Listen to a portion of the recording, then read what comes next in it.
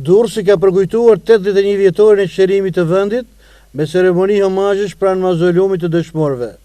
E organizuar nga bashkia, ceremonia bëri bashkë drejtues të pushtetit vendor, deputet dhe familjarë të veteranëve për të nderuar kujtimin e atyre që luftuan dhe dhanë jetën për çlimin e vendit nga pushtuesi. Përfaqësuesja e bashkisë Miguel Amuho organizoi vendosjen e kurorave. Dhe mirë se keni ardhur. Fillimisht do desha t'ju uroja gëzuar 29 nëntorit dhe ju ftoj të gjithëve të ndjekim procedurën, protokollin tonë të vendosur për vendosjen e kurorave.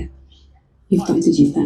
Veteranët e luftës, pasardhës familje dëshmorëve, përfaqësues të institucioneve dhe deputet të Partisë Socialiste vendosen kurora me lule në nderim të atyre që sakrifikuan jetën për lirinë e vendit. Në këtë ceremoni morën pjesë dhe përfaqësues të klerit të qytetit, si dhe anëtar të shoqatës Durrësi Autokton.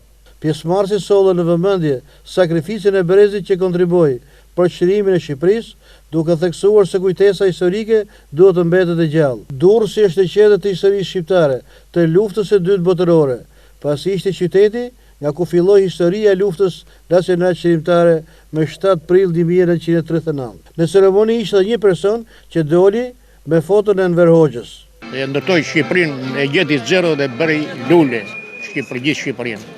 Nësa sot e bërë Shqipëria s'këterë, kush të vjen më shumë dhe s'ka garancinë e jetës mbi të gjitha sot.